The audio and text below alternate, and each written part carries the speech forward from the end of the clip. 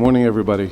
It's a great honor to be here, and I didn't expect to be starting off the day dancing, but it's a good way to start off the day, and I'm very honored to be here to be the start of this conversation that we're going to be having all day long. And I'm met with the panelists that you're sitting beside you right now, or beside me, and I'll tell you, they're amazing people. And I believe that each one of you has some of these qualities that they're going to share with you today.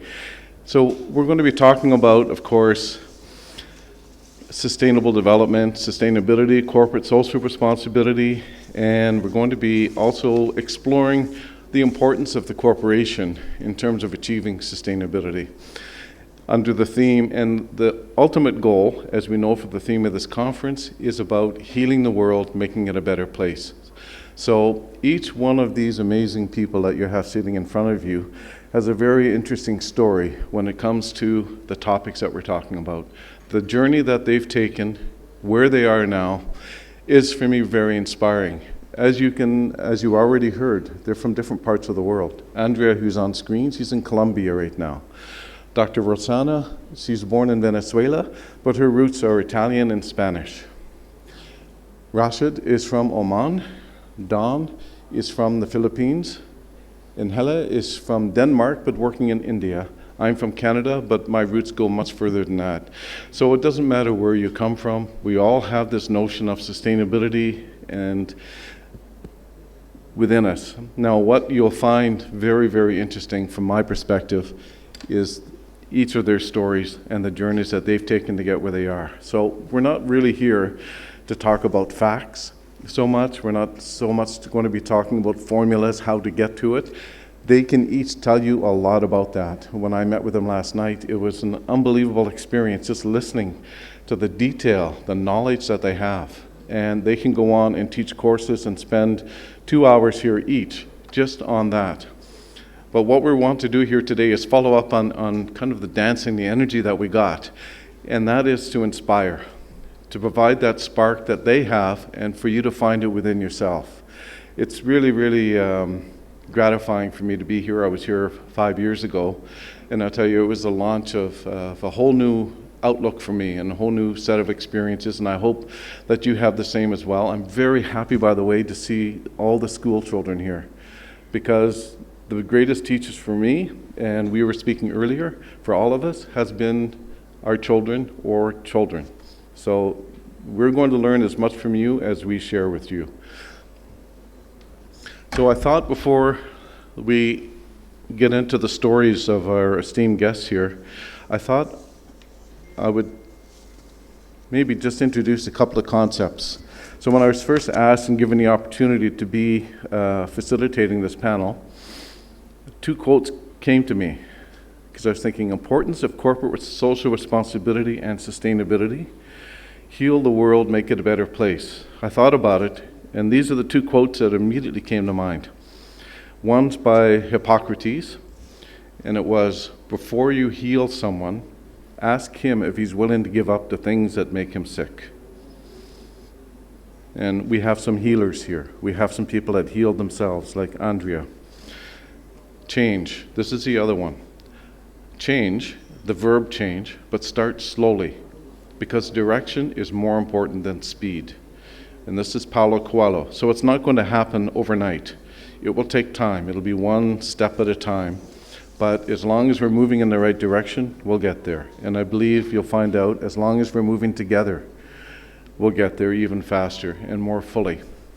But I also thought, because I'm a science person, I'm also a nature person, I work in government, I have to understand the terms a little bit. So here's the terms as I understand them and how we're going to use them today.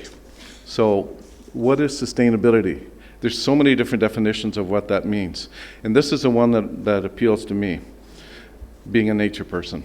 Sustainable development is an approach to social, economic, and environmental planning that attempts to balance the social and economic needs of present and future human generations with the imperative of preserving or preventing undue damage to the natural environment. In other words, the whole foundation of what we do is nature. We have to make sure we don't harm nature as we move towards sustainability. It was first used in 1972. It's an old term. It's over 50 years old. And in spite of our attempts to try and achieve this goal, I think some people and many organizations are saying we're still a long way from it, and we may be even losing ground in this regard. So it's a big challenge. And then I thought, what is corporate social responsibility? I have a kind of an idea, but I thought, what is a corporation? What is CSR? So CSR is a business model that helps a company be socially accountable to itself, its community, and its stakeholders. It strives to leave a positive impact on the world for the sake of society, the economy, and or the environment.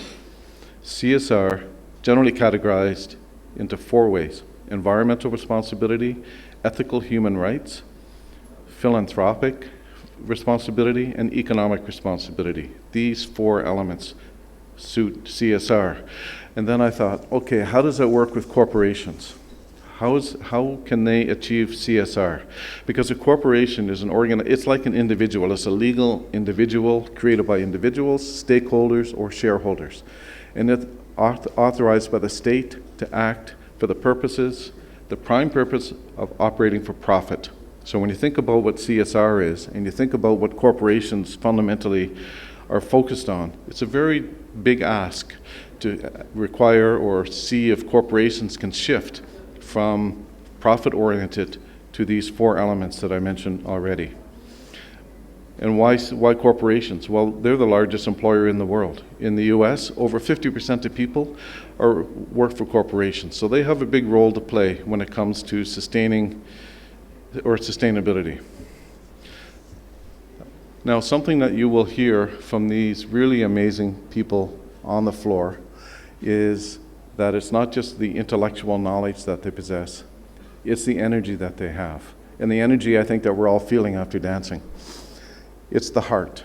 And the source of this heart started for many of them when they were very young. And the words can mean a lot, but if you don't have the feeling that goes with those words, then we can maybe have trouble reaching our goals. So I'm going to ask you, this is how we're going to start the questions and engage the audience. Can I just have one of those mics, please? It's turned on. So my first question is, okay. So when I mention the word healing, what do you feel? What's the first feeling you have when I say healing? I just looking for one word. Anybody out there, what word comes to mind when I say healing? Anything? Peace. Okay, peace.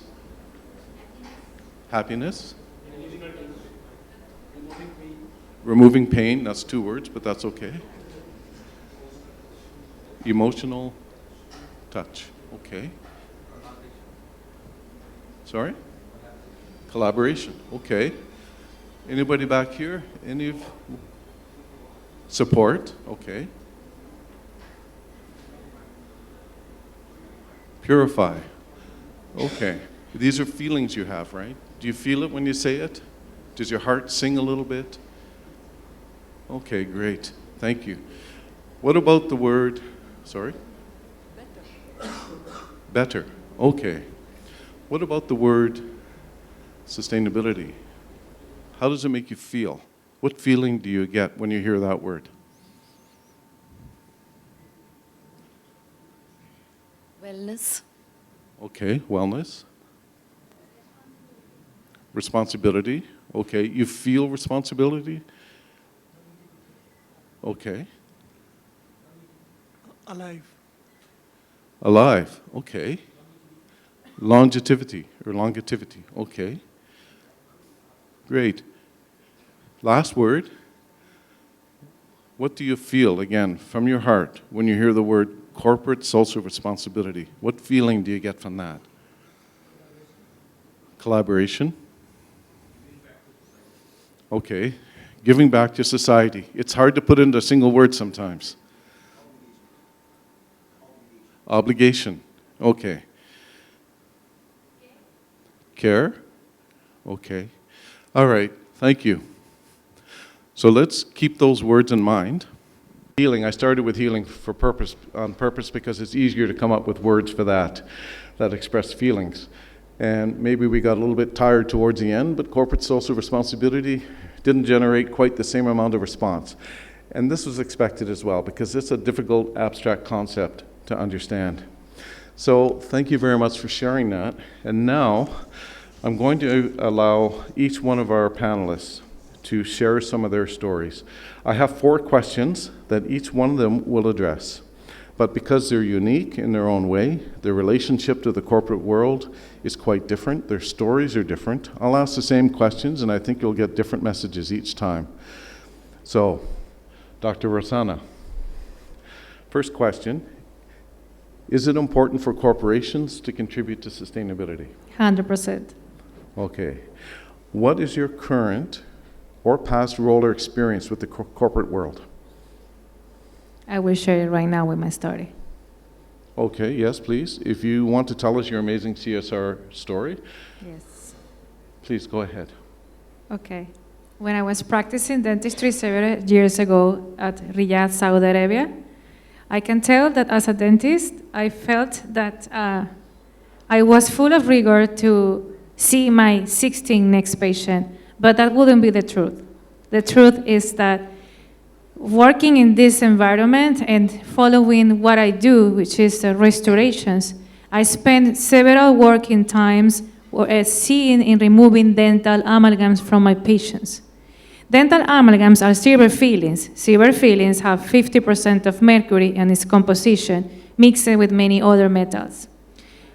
This could affect your health, and I didn't know that I was affecting my health when I was removing silver fillings from my patients.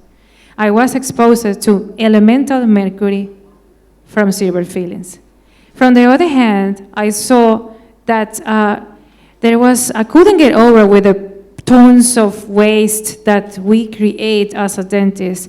So I see that this working environment offered me an opportunity to find out how can I heal businesses through CSR, how can I heal my profession by healing oral health and also overall health, and at the same time healing nature. So when we speak about healing in mercury and health, I can tell that the 80% of the mercury vapors that are released every time a dentist removes silver fillings on the patient's mouth are absorbed into the lungs and get stored in the body. When we speak about what happens if you guys have silver filling in your mouth, well, you are releasing from 1 to 3 micrograms every day from these silver fillings, vapors that could get affected, and well, we know already that this is linked with Alzheimer's disease and many other health issues. And we still have silver filling in some countries, such as, for example, India. In Saudi Arabia, we still have. And part of my purpose is working and changing and contributing with society to improving overall health and health through changing regulations, as will be part of my task. When we speak about, but what is this about? It's a neurotoxin that affects our health. So when we speak about what happened with mercury in the environment, then we have to say that we have 50% of the mercury that is released from dental chairs ends up in the wastewater treatment plants. 50%. And when we speak about how much can we capture from it, basically all the wastewater treatment plants are capable to capture and filtrate 77%. But it's missing an average of percentage. And that's where our job as a best management dental practices should be developed through dental clinics. When we speak about what happened with the mercury regarding waste, also, it is estimated that 100 tons of mercury is released yearly in the waste streams. 60% of mercury from dental clinics ends in the primary and secondary solid collectors. Now, when we speak about what I share with you guys, that there is a piles of waste that I've seen in dentistry, then results that I've found out that healthcare systems contribute only with 20 or 25% of this is only hazardous waste, while the vast majority of it is food, paper, and plastic.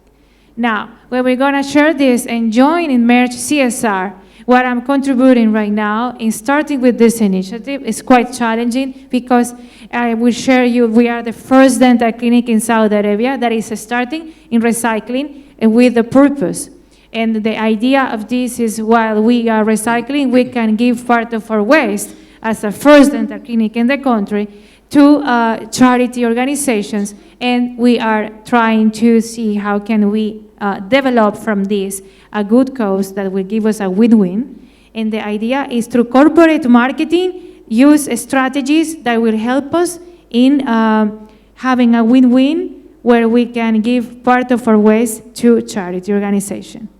In Sijam, Riyadh, Saudi Arabia, we are contributing currently in developing initiatives aligned with the Saudi Green initiatives in the Vision 2030. While we are doing, we are healing through protecting health, protecting patients, protecting staff, and protecting ourselves from mercury vapors with specific technologies, and also we are protecting at the same time our nature, our water, and at the same time we're also contributing with some SDGs in CSR, where we are trying to contribute with 17, 12, 3, and well, if I had to tell you something, what would be my message to all of you?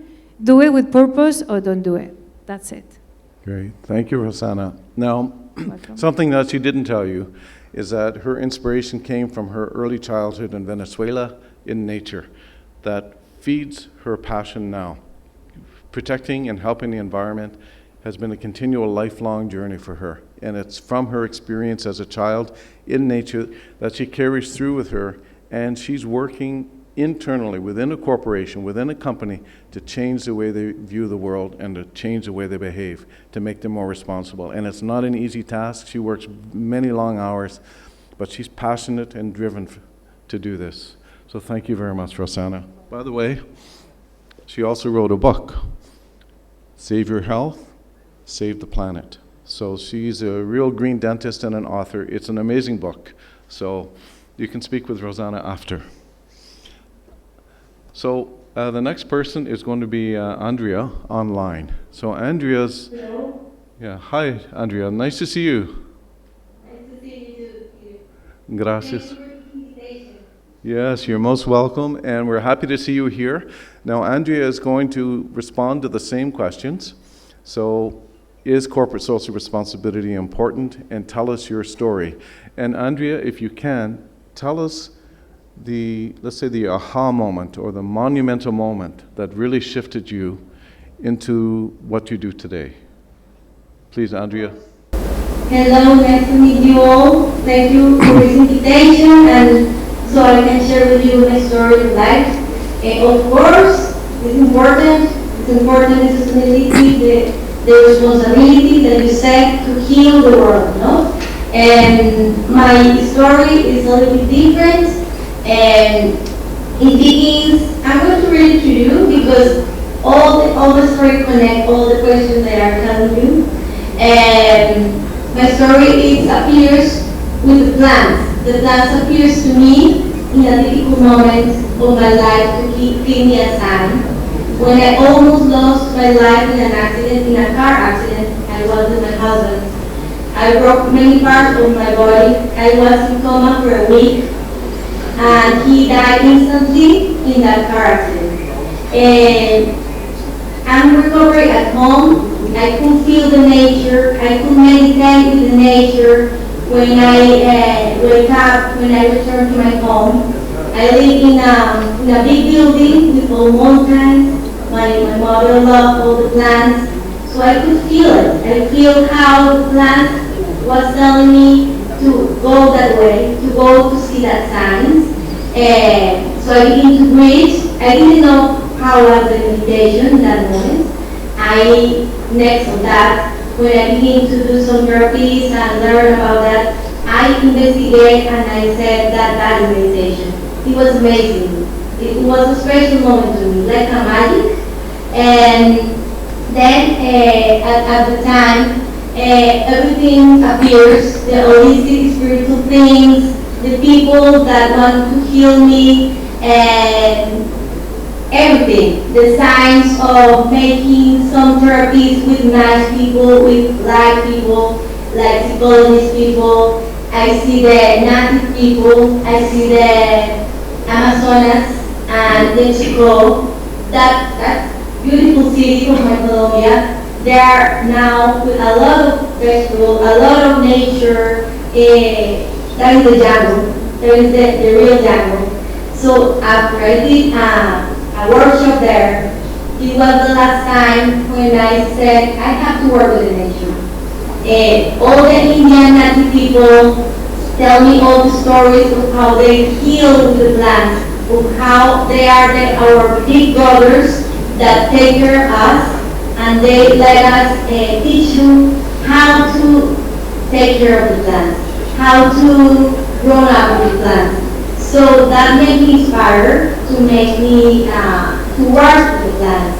And I make a course of plants. I make a lot of events. I assist of many events. The great Pachamama, we tell in Spanish Pachamama, is the mother of the nature. Is the nature. And he made me find motivations of life. He teach me how not to be afraid of life. He teach me how to connect and transmit all the elements to the others. So she, in conclusion, teach me how to love with the nature, how to love helping people, how to love the people connect with the nature. And for example, my company, Andrea Semillas, I began after I returned from Amazonas in 2015. It means the awakening of Andrea to the plants. So Andrea Semillas is a transformation, there are seeds, semillas is seeds, that is the beginning of living, is the beginning of creating things. In my case, I do in 3 areas. I do landscaping, green walls to connect the people, how they have to take care of them, how they have to have harmony in their families and can't learn about the plants, to feel it, to get inspired of the plants. And also I do the therapies with the people when they want to heal, when someone is go away, when someone died. I begin to do a hiking thing and planting trees. So that is my experience that I'm doing now. And the next thing that I do is like tourist guide. I make experiences of teaching people how to get motivated and knowing our country, knowing the origins of the country, so you can you can feel my country. So I am doing that 3 areas, and the last project I'm doing now is for the kids, because the kids are our future, and our kids need to really connect in the nature now. They need to know that we are in the beginning, that they are the best things, that we are all one. So we are one, connected with the harmony and the love. So my story is like that. I am trying all the time since the pandemic thing, trying to help the people, or maybe to know what the people need in each year. So I think that my company is healing itself when the changes of the people, when the world is changing. So I try to help in each year in a different way. So one of the words that I can say is, do the things that you love, so you are going to get illuminated, or you are going to feel it with others. The other ones are going to feel you, because they are going to feel what are you doing, because you are doing it with your heart. So that is my message to you. You have to begin to get inside your soul, inside your heart, and do the things that you want, the things that you make me connect with the nature, for the same time doing like a sustainability thing of to be in balance with the world and the nature. Wow, thank you very much, Andrea. That was wonderful. Really, thank you. Thank you. Really, so many inspiring journeys that people have taken, and I'm sure each one of you has that as well. The next person is Mr. Rashid Al Nasri. And Rashid, please, the floor is yours to share your story. Thank you very much. Well, good morning, everyone. I'm glad to be here in this lovely country. Regarding the question about CSR, you said, is it important? My answer is no. It's a must. If you want really to grow, if you want to build up a good strategy for your business, if you think about future, if you think about what they call it, sustaining that business, you must embed CSR in your DNA. And my story, it has three parts. It started with a charity, then giving people a chance, then of course sustainability. The first part, when I was young, I come from a poor family, and my father, whenever he get some money, he will split that into two parts. One, I'll have to give it to a poor guy in the village, and the second is, of course, for him. So suddenly, after maybe 4 or 5 times of doing that, once I come with this idea, because we have a small farm. So I gave the money for the poor person, and then I told him, we have some work in our farm. So I told him, if you are interested, you can come and join us and see if you like it or not. And that had made a major shift. A major shift that sometime we give charity, but that charity really, sometime it can damage people. It can make people complacent. But when you give them a chance to do some work, you will be amazed. So this guy, who was known in the village that he cannot do anything and useless or something, unfortunately that we did not give him a chance. And giving people a chance, will make things wonderful and excellent. That chance has supported him into sustainability. So sustainability has come to my mind all the time. So after that, I'm going to the second phase, which is a corporate world. I've worked with major companies in oil and gas, They are well known globally. Shell, Total, Korean Gas, and 3 Japanese also organization, and 1 from Spain. And they were doing some CSR work. But the problem with the work that they do, they do it from their own experience. So basically, they think those are the program that they need to do for the community. And according to them, will help and support community. But they're losing the sight, or they're losing what they call it. The important thing of that is that you need to consult, talk, and bring those stakeholders in one table, And that's where many CSR programs that are done by many organizations, they are meant to fail without sustainability.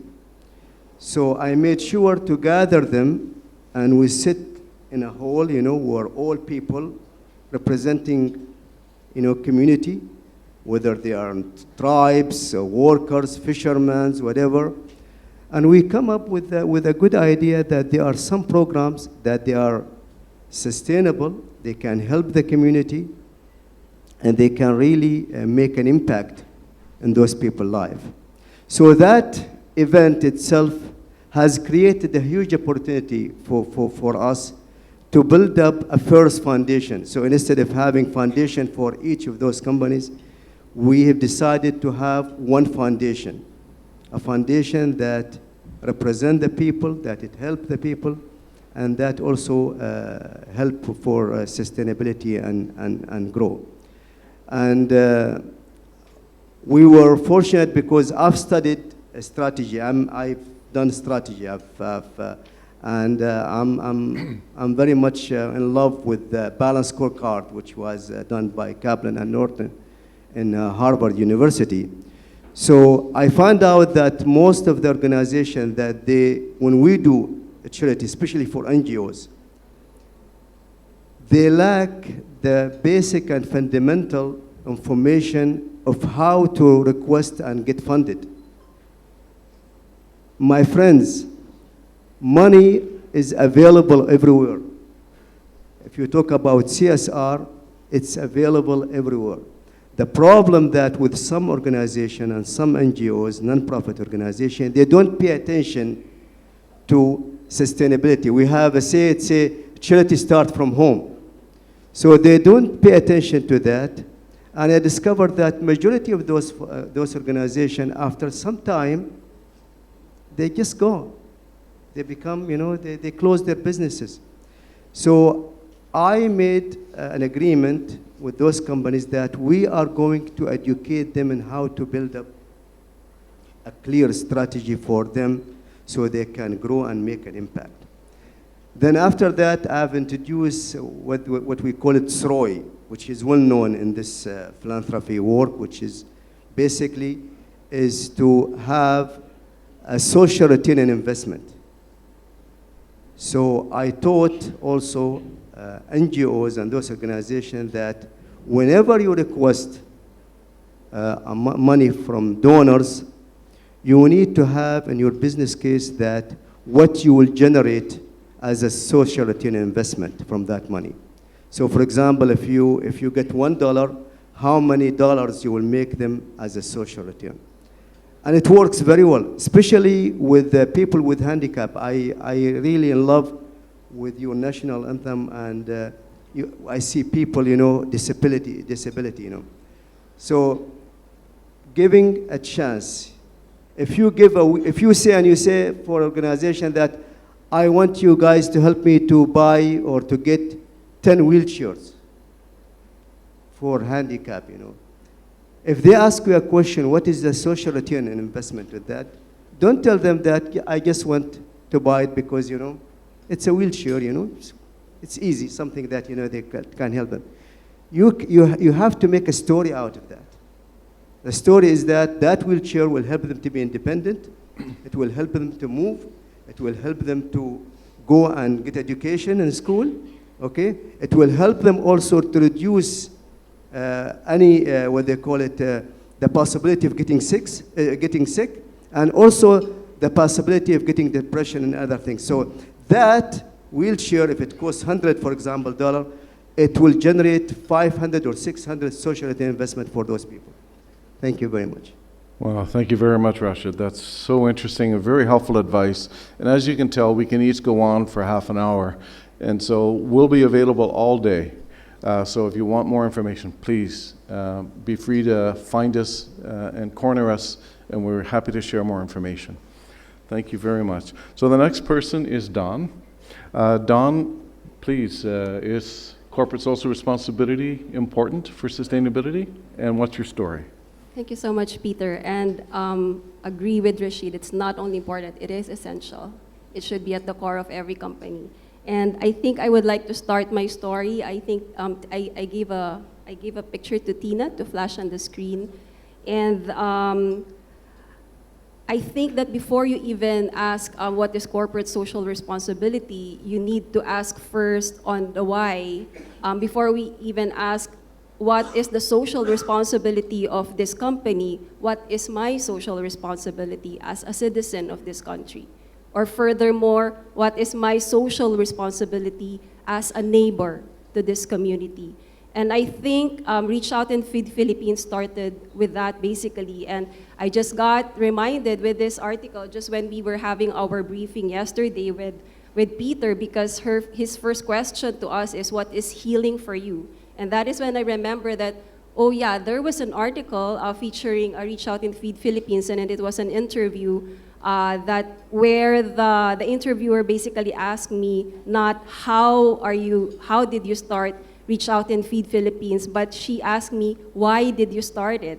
And that is when I started really searching myself like, yeah, why am I doing this? I mean, I am already a mom to 3 kids, and I already have a day job. Why add to my responsibility as a woman, right? To head and establish a nonprofit organization feeding hundreds of thousands of kids in the Philippines. And I just wanted to read directly from that article. I don't want to reinvent anymore. And I said that it is a personal stake because back in the Philippines, I was educated in the public school system.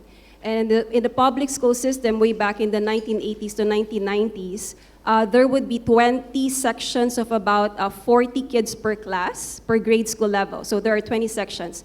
And it is divided into 2 main categories, the FLs and the SLs. Anyone can guess what FL stands for? Anyone? FL stands for fast learners, and SL stands for slow learners.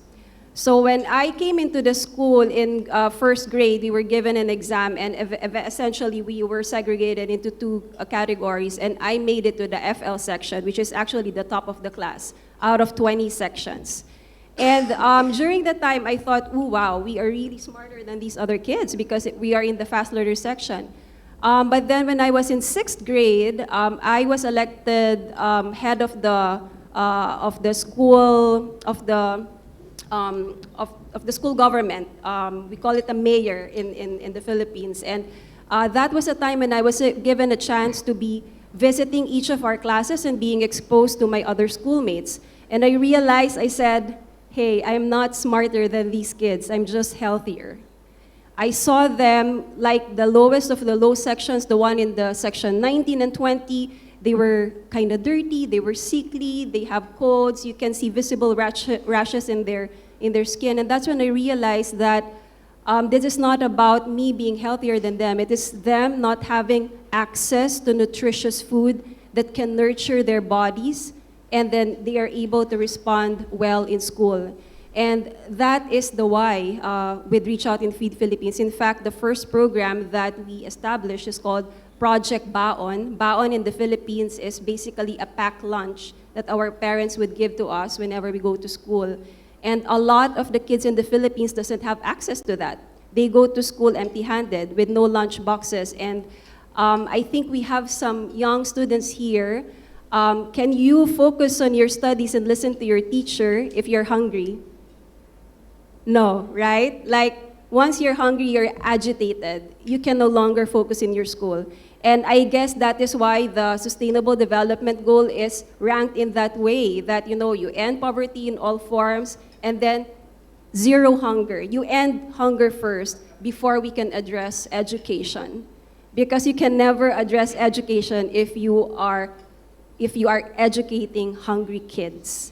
And so, that is how we started Reach Out and Feed Philippines. And just a brief history, I consider myself as a do-it-yourself nonprofit founder because really I do not have the principles of how development management works, but it's just about consulting the community. That is the most important of all. And it started with a phone call from my friend from church saying that there are some kids ages 3 to 4 years old in our church that has nothing to do and are hungry. And so we started feeding 60 kids. And then that was way back in 2013. And then on the same year, in November of the same year, a tragedy struck our fellow citizens in the Visaya region. If you remember the Typhoon Yolanda or Super Typhoon Haiyan, which basically wiped out the whole of Tacloban City Leyte. We were one of the first responders to that. And it's just because the members of my team said, you know what, the need is there, why don't we go there? And so they went there by land, they traveled by land, and I was there like 3 weeks after the disaster strike, like unimaginable. There is no airport, you can see body bags just on the streets, and we were assigned to this elementary school where the kids were really frightened at the sound of trickles, rain trickles, because now these kids are orphans. They have lost their parents, and they really have no access to food. Of course, all of the major UN was there on the first response, but there are a lot of gaps, right? And so we were there, okay, where are the gaps and where we come in? So now from feeding only 60 kids a week, we went to feeding 2,000, we went to providing 2,000 meals per week to 700 kids that are housed in that school. It's a Palo Leyte Elementary School. And that is how we officially launched. We were not really an official government-recognized organization then, but then there was a demand for help, and we responded. And so in 2015, we officially launched Reach Out and Feed Philippines. And this is how I saw that we became a conduit for a lot of the companies. In fact, one of the first company who find us, I did not approach them. I did not wrote a letter to them saying we needed help, but Nestle Philippines said, we want you to be a part of our campaign called United for Healthier Kids campaign. It's a global campaign, and we want you to represent Philippines. And then after that, Cadbury, they have this generosity bar campaign where, you know, for every chocolate that you buy, we will give a milk to your beneficiary. So that's a very effective CSR campaign. Again, it's a worldwide campaign, and then they said, we want you to be our beneficiary in the Philippines.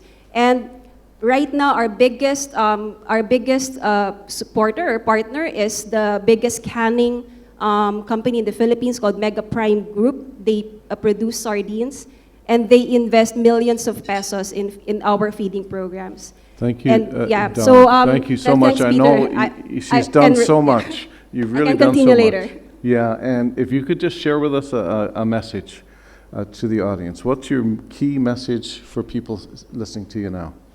I think you just need to do it. You just need to do it. If there's help needed, you need to act first on it. You don't wait on somebody else. You need to do it. You need to do it first yourself. Great, thank you very much. Such energy, you can feel it when she's talking. And our last guest, Helle Lund, please share with us your story after you've told us whether you think CSR is important or not for sustainability.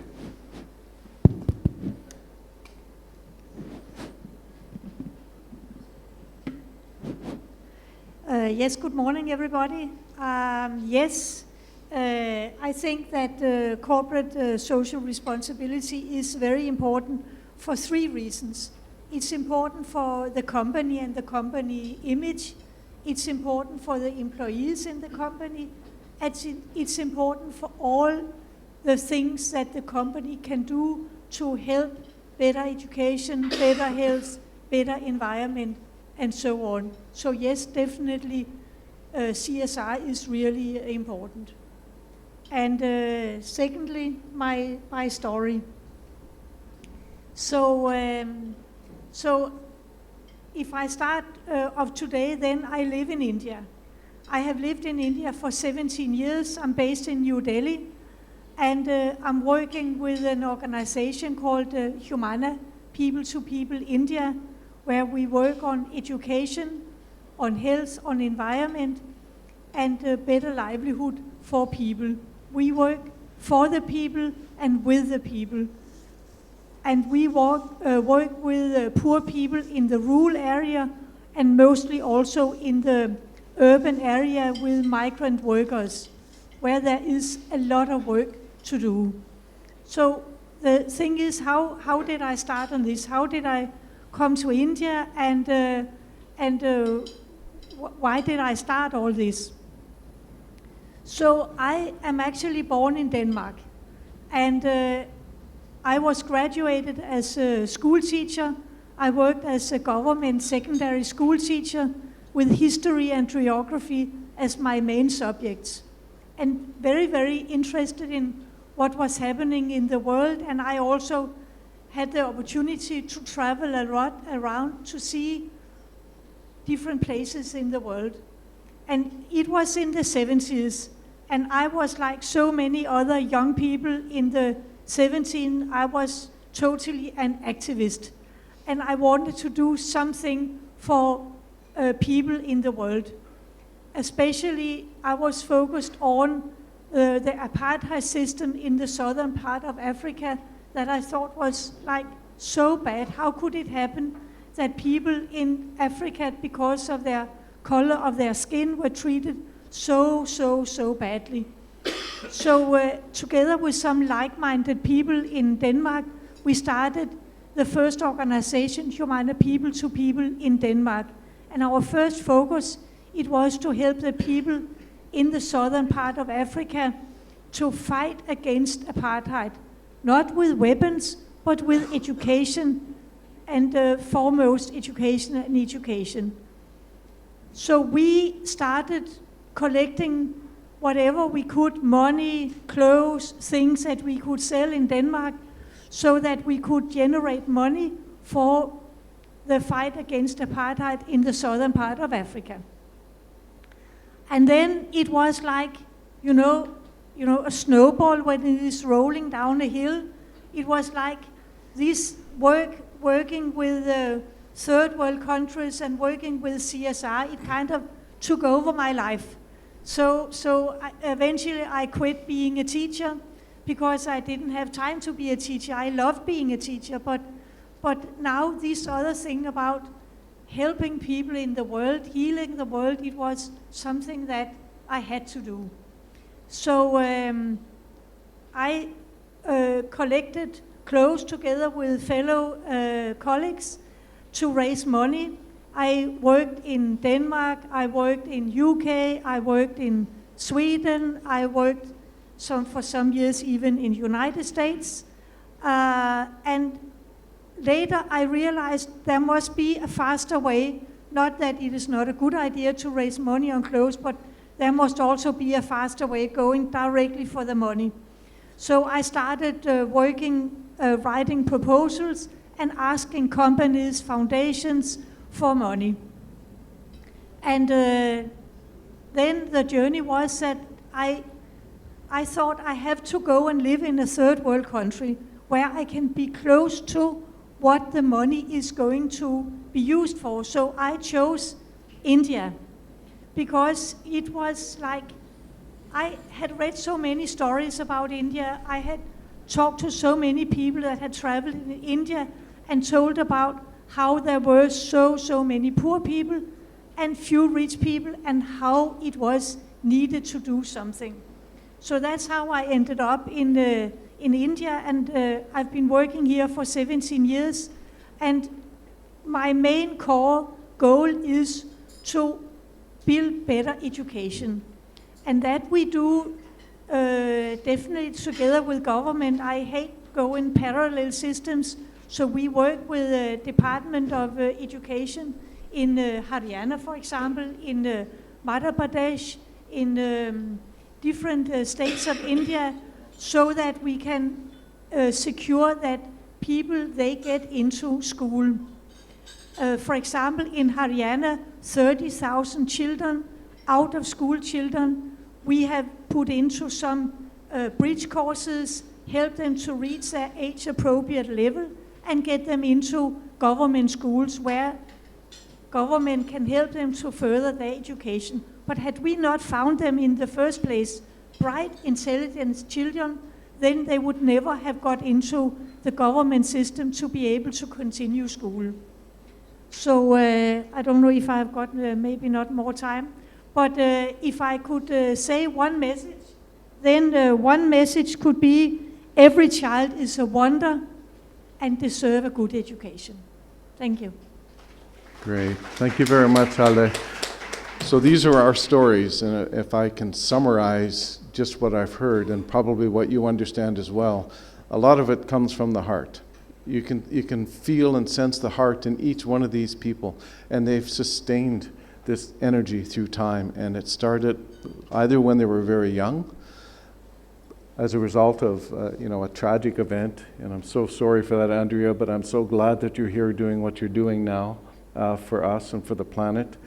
It started with just developing a lifelong relationship to nature, or rediscovering that relationship with nature. It's from recognizing as a young person that your own circumstances weren't favorable for you, but you didn't let that get you down, and you didn't think about how to improve your own life. You wanted to improve everybody's. You want it to help everybody. And it's really a remarkable journey that everybody gets taken. And I'm sitting here as I'm listening to the stories and to the messages that it's fitting that we're here in India, because there's also a strong spiritual element to each one of the stories that we're listening to. And when I stepped off the plane, once again, I felt this same spiritual energy when I arrived here at the airport, and I feel it now. And I feel that if anywhere you probably understand these messages and you've heard them many times before or felt it, it's here. And so I think it's really fitting that we're here having this conversation with you. And we will learn as well from you. But it's very inspiring to hear people that have taken this without permission. They do it on their own. They do it because they know it's the right thing to do. They haven't asked for permission. And they're doing what they can to change their environment, whether it's a corporate environment, whether it's those of multinational companies, whether it's their community. You could even say the C for CSR is more about community than corporate. To be honest, that's the way I look at it. And so I wanted to, and I don't know if we have time for any questions or comments. I'm looking for the timekeeper, and because I can't see anybody, I'm going to say, are there any questions before we wrap up? Any thoughts, any comments? We have microphones, we can come down and find you. Yeah, it's more of a comment rather than a question. The comment is more like you mentioned it's a spiritual country and we associate with it. And the comment, the kind of conversation that Don has mentioned. So it was exactly the same thing that Swami Ramakrishna Paramhans or Vivekananda's thought process was. Nobody can do any social service empty stomach. So the stomach has to be fed first, then comes the social responsibility.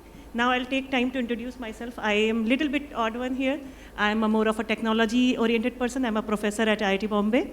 So I'm more of a technology. I have developed mini technology. So social responsibility should also comes with empowering people. So that is another aspect that I believe all of us should also look into it. Thank you. Thank you very much. Good morning, everybody. I just wanted to point out I am an engineer working in the field of engineering, building wastewater treatment plants and sludge and biogas.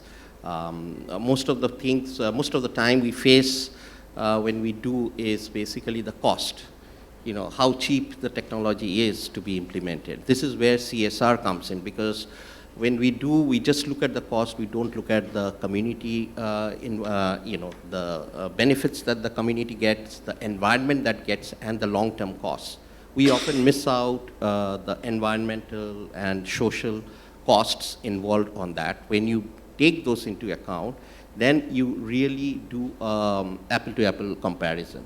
So this is something I think the CSR can step in and look at. I know many of the, we are involved with World Bank and other Asian Development Bank projects, but we need to quantify even like carbon emissions and all those things needs to be there so that, we are not building a cheaper technology. We are building a quality technology which is not for today, but, it's going to be for our kids and their kids to come. So we have to protect the environment, and we should have a social responsibility attached to all these projects.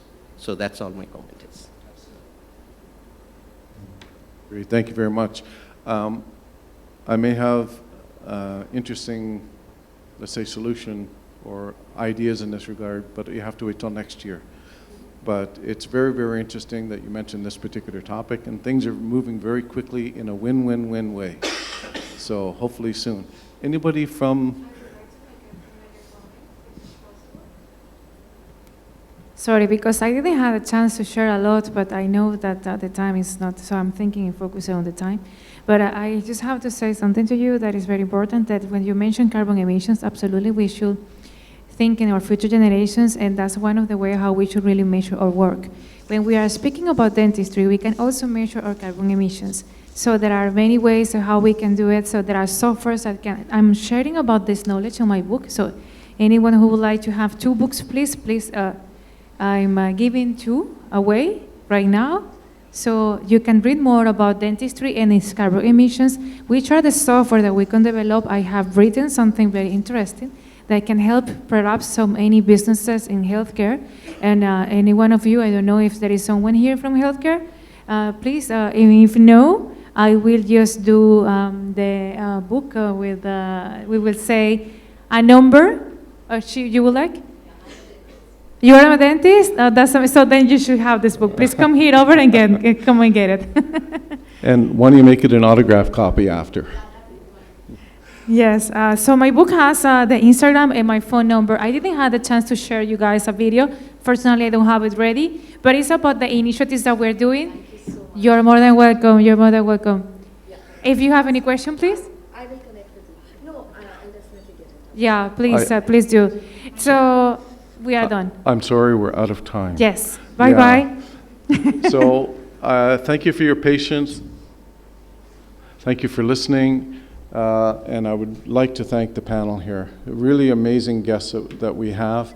And if you have a chance to speak with them after, you'll be inspired even more than I am just listening to them now. So please, a nice round of applause for Dr. Rossana, for Rashid, for Don and Hale, and Andrea online from Bogota, Colombia.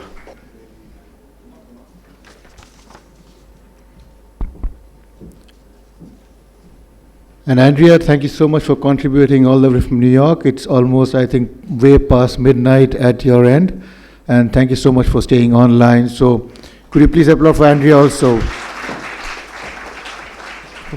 And we will send across a e-copy of the same memento, which you can print and put a nice frame at your end. I promise you that. Thank you. I am going to be there, of course, also. Thank you so much. Have a wonderful evening and a great weekend.